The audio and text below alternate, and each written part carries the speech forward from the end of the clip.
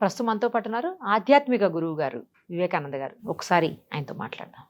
Sir నమస్తే అండి. సరే ఏం లేదు, మనం భగవద్గీత అనగానే మీరేమో జ్ఞానాన్ని సముపార్జించుకోవడానికి పనికొచ్చేటువంటి ఒక అద్భుతమైన గ్రంథంగా అభివర్ణిస్తున్నారు. బట్ గీత లేకపోతే భగవద్గీత ఈ గుర్తు రాగానే వెంటనే గుర్తుకొచ్చేది మనుషులు చనిపోయినప్పుడు అక్కడ డెడ్ బాడీస్ దగ్గర, శవాల దగ్గర ఆ గీతను పెడతా ఉంటారు. భగవద్గీత అనగానే మనిషి చనిపోయినప్పుడు మాత్రమే ఎందుకు గుర్తుకొస్తుంది అనేది నాకు అర్థం కాదు అసలు. నేను కూడా గమనించానమ్మా. ఇటీవల కాలంలో గత కొద్ది సంవత్సరాలుగా ఎవరైనా మనిషి మరణించినప్పుడు మాత్రమే గీతా శాస్త్రాన్ని పెట్టడం. ఇంకా చెప్పాలంటే ప్రాక్టికల్ గా నేను విన్నాను. ఒకళ్ళ ఇంటికి నేను వెళ్ళాను. వాళ్ళ ఇంట్లో వాళ్ళ ఇంట్లో భగవద్గీత పెట్టారు, ఎవరో పోయారు అనుకుంటా అన్నది పనమ్మాయి అన్నది. నిజానికి అది చాలా దురదృష్టకరం, చాలా అవాంఛనీయం. గీతా శాస్త్రం నిత్య పారాయణం చేయాల్సిన అంశం. మరణించినప్పుడు కూడా పెట్టుకోవచ్చేమో కానీ అది ఎంతటి ఉద్గ్రంథం అంటే మరణించినప్పుడు మాత్రమే పెట్టుకోవాలన్నట్టు ఎందుకు అయిపోయింది? అది పొరపాటు. అలా ఎందుకు అయిపోయిందంటే, పుట్టినవాడు గిట్టక మానడు, గిట్టినవాడు పుట్టక మానడు అని శ్రీకృష్ణుడు చెప్పినట్లుగా చెప్పబడుతుంది. అవును. జాతస్య ధ్రువమునుచు. అది సాంఖ్య శాస్త్రం 2వ అధ్యాయం 27వ శ్లోకం. నేను చెప్పబోయే ఈ జ్ఞానాన్ని మొత్తం ప్రేక్షకులందరూ విభేదించవచ్చు. ఎవ్వరు నా అభిప్రాయంతో సమ్మతించకపోవచ్చు, కానీ మీరు సూటిగా అడిగారు కాబట్టి అసలు భగవద్గీత మొత్తం ఏకశ్లోకే అంటే మొత్తం గీతా శాస్త్రం అంతా ఒక ఎత్తు, ఆ ఒక్క శ్లోకమే ఒక ఎత్తు అన్న చందంగా ప్రచారం జరిగింది. ఏ శ్లోకానికి? జాతస్య ధ్రువ మృత్యు.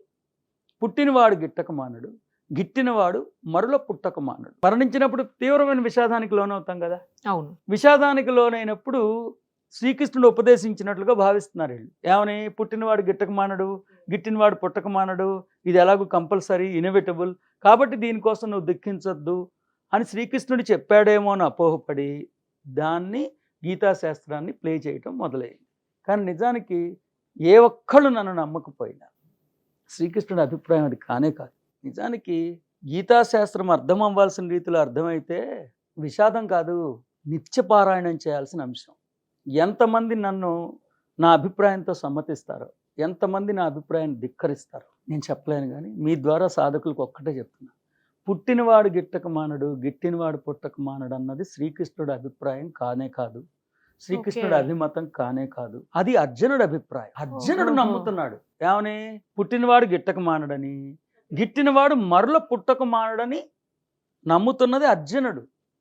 అర్జునుడిలో ఉన్న అజ్ఞానాన్ని తొలగించడానికే శ్రీకృష్ణుడు ప్రయత్నం చేశారు. 2వ అధ్యాయం 11వ శ్లోకం నుండి 25వ శ్లోకం దాకా మనందరం ఆత్మ చైతన్యాలమేనని, అసలు మనకి జననము మృత్యువు లాంటివి వర్తించవని, మనందరం శాశ్వతమైన వాళ్ళమేనని ఆచార్యులు చాలా స్పష్టంగా తెలియజేస్తూ 26, 27 శ్లోకాల్లో ఆయన ఏమన్నారంటే, 26, 27 శ్లోకాలు కలిపి చదువుకోవాలి. ఆ శ్లోక ద్వయం 27వ శ్లోకం ఒక్కటే విడిగా చదవటం వలన ఈ అపార్థం వచ్చింది, ఈ అపార్థం నుంచి అనర్థం పుట్టుకొచ్చింది. 26, 27 శ్లోకాలు కానీ కలిపి చదివితే అక్కడ ఏమనుందంటే, అర్జున, ఒకవేళ నువ్వు అనుకుంటున్నట్లుగా, నువ్వు అపోహపడినట్లుగా ఆత్మ పుడుతుంది, ఆత్మ మరణిస్తుంది, మరణించిన ఆత్మ పైకెళ్ళి ఆగిపోదు, మళ్ళీ పునర్జన్మ తీసుకుంటుంది అని నువ్వు నమ్ముతున్నావు కదా. ఒకవేళ నువ్వు నమ్మింది నిజమైన దుఃఖించాల్సిన అవసరం ఏమీ లేదు. ఎలాగూ మరణించిన ఆత్మ పైన ఆగిపోలేదు కదా, మళ్ళీ కిందకు వస్తున్నది కదా, అలా అనుకున్నా దుఃఖించాల్సిన అవసరం లేదన్నది శ్రీకృష్ణుడు చెప్పారు. ఎంత దురదృష్టకరం అంటే, అర్జునుడిలో ఏ అజ్ఞానాన్ని రూపుమాపడానికి ఆచార్యులు అంతటి ఉద్గ్రంథాన్ని ఉపదేశించారో, ఆ అజ్ఞానాన్ని మనం ఇవాళ హృదయంలో పొందుపరుచుకుని మస్తిష్కంలో అనుష్ఠానం చేసుకుని గూడు కట్టుకుపోయిన చేదస్తాలతో మనం ఉన్నాం. నిజానికి అలా ప్లే చేసిన వాళ్ళు తప్పు కాదు, ఆ అంతరార్థాన్ని అపార్థంగా చెప్పిన వాళ్ళని, గీతాచార్యుల యొక్క అంతరంగాన్ని ఆవిష్కరించకుండా జాతస్య ధ్రువ మృత్యు. నేను ఒకటి అడుగుతున్నా, కామన్ సెన్స్ అమ్మ, పెద్దగా లోతుగా అధ్యయనం చేయక్కర్లేదు తల్లి. పుట్టినవాడు గిట్టక మానడు, అది చెప్పడానికి శ్రీకృష్ణుడు ఎందుకమ్మా? ప్రతి ఒక్కరికి తెలుసు కదా తల్లి. రెండోది ఇంకోటి చూడండి, ఎంత దురదృష్టకరం. మరణించిన వాడు మరలు జన్మించక తప్పదంట. అంటే మనకు జన్మరాహిత్యం లేదనమాట. కింద ఫుట్బాల్ లాగా కింద తంతే పైకి వెళ్ళి పడతాం, పైన తంతే కిందకు వచ్చి పడతాం. అంటే జన్మరాహిత్యం లేదనేగా, ముక్తి లేదనేగా, మోక్షం లేదనేగా. అలా శ్రీకృష్ణుడు చెప్తాడు బంగారు తల్లి. ఒక్కసారి ఆలోచించండి. Common sense. పుట్టినవాడు గిట్టక మానడు, గిట్టినవాడు మరల పుట్టక మానడు అని చెప్పినప్పుడు ఇంక అసలు ఇక్కడ తంతే పైకి వెళ్ళి పడతాం, పైన తంతే కింద పడతాం. లాజిక్. ఇంకప్పుడు ముక్తి ఏంటి, మోక్షం ఏంటి, జన్మరాహిత్యం లేదనేగా. మీ ద్వారా సాధకులకు ఒక్కటే చెప్తున్నాను, ఏ ఒక్కరూ నన్ను విశ్వసించకపోయినా సరైన శాస్త్ర ప్రమాణాలు మీ ముందు ఉంచుతున్నాను, ఎవరికి వాళ్ళు అధ్యయనం చేసుకోండి. నేను చెప్పింది అవునా కాదో ఒక్కసారి హృదయం మీద చేసుకుని, ప్రీ కంక్లూడ్ అవ్వకుండా, ప్రిజుడీస్ అవ్వకుండా, ముందుగానే నిర్ణయించుకోకుండా, ముందుగానే నేను సీతయ్యని, నేను ఎవరి మాట విన్నాను అలా కాకుండా, సత్యానికి అనుగుణ్యంగా మన ఆలోచన సంవిధానాన్ని మలుచుకునే ఒక నిజాయితీ మీకుంటే ఒక్కసారి మీరు అధ్యయనం చేయండి. 2వ అధ్యాయం 12వ శ్లోకం నుండి ఇంచుమించు 25వ శ్లోకం దాకా మనందరం ఆత్మలమని, మనకి జనన మరణాలు వర్తించవని, మనందరం శాశ్వతమైన వాళ్ళమని, మనం ఎప్పుడూ ఉన్నామని, ఎప్పటికీ ఉంటామని, అంతటా ఉన్నామని ఆచార్యులు ఉపదేశించారు. ఉపదేశిస్తూ, ఓ అర్జున, ఆత్మకి జననం ఉంటుందని, ఆత్మ మరణిస్తుందని, మరణించిన ఆత్మ మళ్ళీ పునర్జన్మ తీసుకుంటుందని ఒకవేళ నువ్వు నమ్మినా అయినా కూడా ఏడవక్కర్లేదు కదయ్యా, ఎందుకయ్యా ఏడుస్తావు అని చెప్పినందుకు మనవాళ్ళు చాలా జాగ్రత్తగా కోఆపరేషన్తో ఆపరేషన్ చేసి 26వ శ్లోకాన్ని తీసేసి ఒక్క 27వ శ్లోకాన్ని ప్రొజెక్ట్ చేయటం వలన ఆ అపార్థంలోంచి పుట్టుకొచ్చిన అనర్థమే శవాల దగ్గర గీతాశాస్త్రం చేయబట్టం. అసలు ఇంకొకటమ్మా, మీకు మీ ద్వారా సాధకులకి మనవి చేసుకుంటున్నా, అన్యమతాలన్నీ మనం ఎందుకు ఏడవాలి, ఎప్పుడు ఏడవాలి, ఎంతసేపు ఏడవాలి, ఒక్కళ్ళమే ఏడవాలా, సామూహికంగా కుటుంబ సభ్యులు అందరూ కలిపి ఏడవాలా, ఏడుస్తున్నప్పుడు ఎలాంటి జాగ్రత్తలు తీసుకోవాలి, ఇలా చెప్పుకుంటూ వచ్చింది. కానీ మన గీతాశాస్త్రం, మన భగవద్గీత, ఆ గీతాదాత, గీతా ప్రదాత, గీతా నిర్మాత అసలు ఏడవాల్సిన అవసరమే లేదు, ముందు ఏడు పాపే అని ఉపదేశించారు. దుఃఖించాల్సిన అవసరం లేదు, శోకించాల్సిన అవసరం లేదు. నిజానికి భగవద్గీత మొదటి ప్రకరణం ఉన్నప్పటికీ అర్జున విషాద యోగంలో శ్రీకృష్ణుడు ఉపదేశామృతం అసలు ఏమాత్రం ఉండదు. అంటే నిక్కమైన గీతాశాస్త్రం ప్రవచింపబడినది 2వ అధ్యాయం, అంటే సాంఖ్యశాస్త్రం 11వ శ్లోకం. నిక్కమైన గీతాశాస్త్రం, ఆచార్యులు గీతాశాస్త్రాన్ని ఉపదేశించిన మొట్టమొదటి శ్లోకం 2వ అధ్యాయం 11వ శ్లోకం. ఆ 2వ అధ్యాయం 11వ శ్లోకం అశోచ్యాన్ అన్న సుశబ్దంతో మొదలవుతుంది. అశోచ్యాన్ అంటే ఏంటి? ఏడవద్దు, దుఃఖించద్దు, ఏది ఎలా ఉన్నా అన్నీ అలాగే ఉన్నా ఆనందంగా ఉండు అని ఉపదేశించారు. ఎందుకు ఆనందంగా ఉండాలో తెలియచెప్పడం కోసం గీతాశాస్త్రం చెప్పబడింది. మిగతా వాళ్ళందరూ ఎందుకు ఏడవాలో చెప్తే ఆచార్యులైన శ్రీకృష్ణుడు ఏడవద్దని చెప్పి ఎందుకు దుఃఖించక్కర్లేదో, ఎందుకు శోకించక్కర్లేదో చెప్పడం కోసం అంత అద్భుతమైన గీతని ప్రబోధించారు. నాకు ఇక్కడ ఒక విషయం చెప్పండి సార్, మీరు చెప్పిన వాటిల్లో నుంచే అదే ఇప్పుడు ఏదైతే మనుషులు మరణించినప్పుడు పెడతా ఉన్నారో అందులో పుట్టినవాడు మరణించక తప్పదు, గిట్టక తప్పదు, గిట్టినవాడు మరలా పుట్టక తప్పదు, అనివార్యమగు ఈ చర్యను గురించి శోకింప తగదు. మరి అది శ్రీకృష్ణుడు చెప్పింది కాదా? అది అదే శ్రీకృష్ణ, మరి ఆ వర్డ్ ఎందుకు వచ్చింది అక్కడ? పుట్టినవాడు మరణించక తప్పదు, మరణించినవాడు పుట్టక తప్పదు, అనివార్యమగు ఈ చర్య గురించి శోకింప తగదు. ఎందుకు? నిజంగా మీరు చెప్పింది యథార్థం, శ్రీకృష్ణుడే చెప్పారు. అది మరి ఎలా ఉందంటే ఈజీగా అర్థమయ్యేటట్టు చెప్పడానికి ప్రయత్నం. మీరు నాకు చాలాసార్లు హెచ్చరించారు, గ్రాంధికం కాకుండా ప్రతి ఒక్కళ్ళకి అర్థమయ్యేటట్టు చెప్పమని మీరు నాకు చెప్పారు. ఒక తండ్రిని, నీకు అమ్మాయిలు పుట్టడం అంటే ఇష్టమా, అబ్బాయిలు పుట్టడం అంటే ఇష్టమా అంటే, అమ్మాయిలు పుడితే ఇష్టమా, అబ్బాయిలు పుడితే ఇష్టమా అని అడిగారు. అతను నాకు అమ్మాయిలు అంటేనే ఇష్టం అని చెప్పాడు అనుకోండి. ప్రశ్న తీసేసి కట్ చేసి నాకు అమ్మాయిలు అంటేనే ఇష్టం అనేది కానీ కట్ చేసి చెప్తే అపార్థం వస్తుందా? వస్తుంది. నాకు అమ్మాయిలు అంటే ఇష్టం అని చెప్తున్నాడు నిస్సిగ్గుగా అని వస్తుంది, అవునా? సరిగ్గా అలాగే 26, 27 శ్లోకాలు కలిపి చదువుకోవాల్సింది. అదే మీరు ఇందాక అన్నారు. ఒక్క 27 శ్లోకం విడిగా చదవటం వల్ల అపార్థం. 26, 27 రెండు కలిపి చెప్పండి సార్. 26, 27 శ్లోకం తీద్దాం ఇప్పుడు ఒకసారి మనం అధ్యయనం చేద్దాం. ఆ కాంటెక్స్ట్ మొత్తం చెప్తేనే మీకు అర్థం అవుతుంది.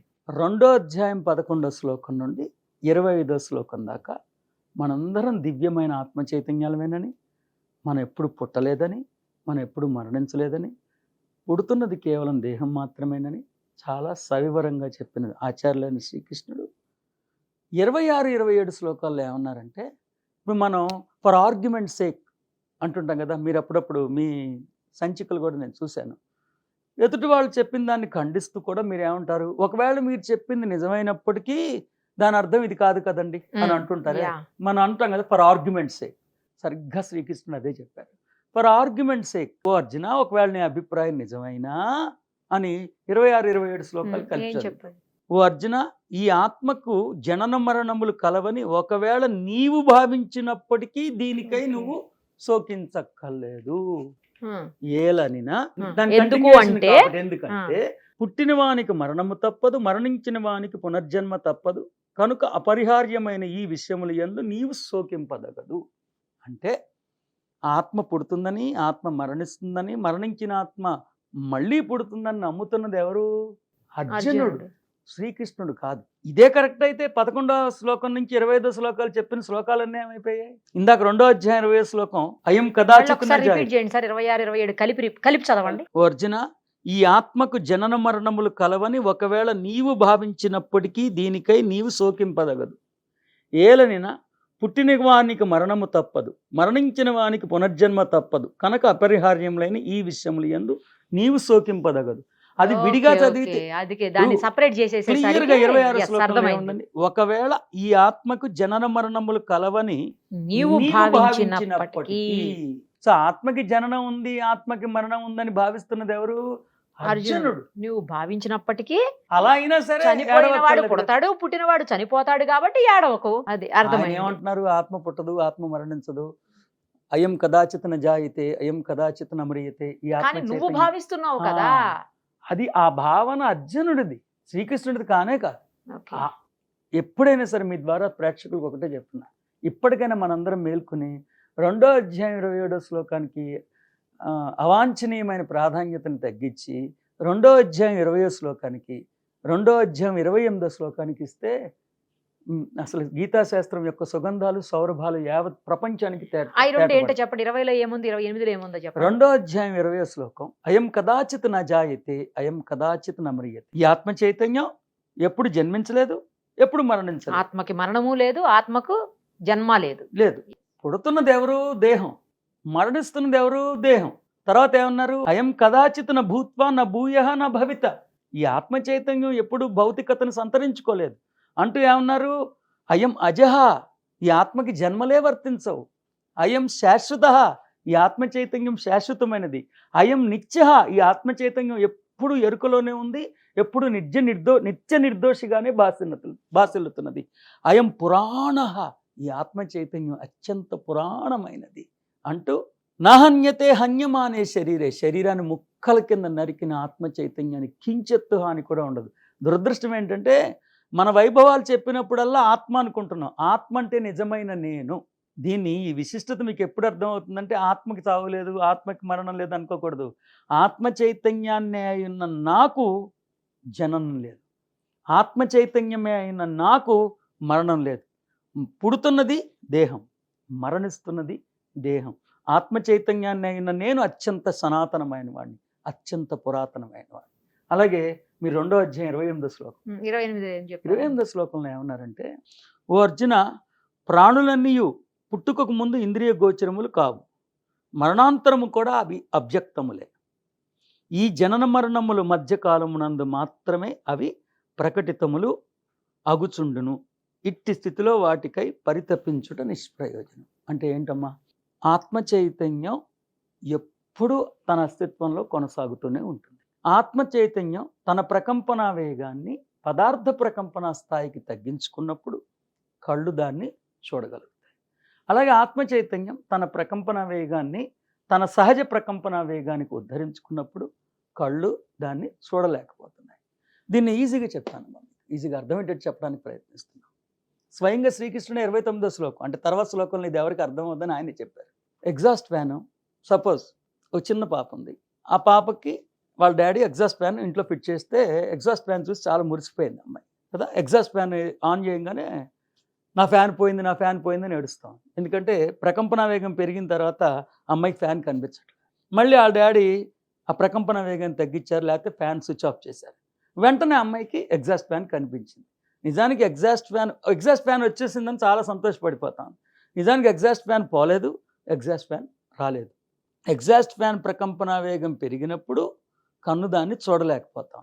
ఎగ్జాస్ట్ ఫ్యాన్ తన ప్రకంపన వేగాన్ని తగ్గించుకున్నప్పుడు కన్ను దాన్ని చూడగలుగుతాం. ఈ రెండో అధ్యాయం 28వ శ్లోకం అర్థం అవ్వాలంటే మీకు కొంచెం విజ్ఞానం అర్థం అవ్వాలి. కన్ను ఉన్నదంతా చూడలేదు. మన కళ్ళెదురుగుండా ఉన్నదాన్నంతా చూడలేదు. తన కళ్ళు ఏ ప్రకంపన వేగంలో ప్రకంపిస్తున్నాయో ఆ ప్రకంపన వేగాన్ని మాత్రమే కన్ను చూడగలదు. అంతకన్నా మించిన ప్రకంపన వేగం ఎదురుగుండా ఉన్న కన్ను దాన్ని చూడలేదు.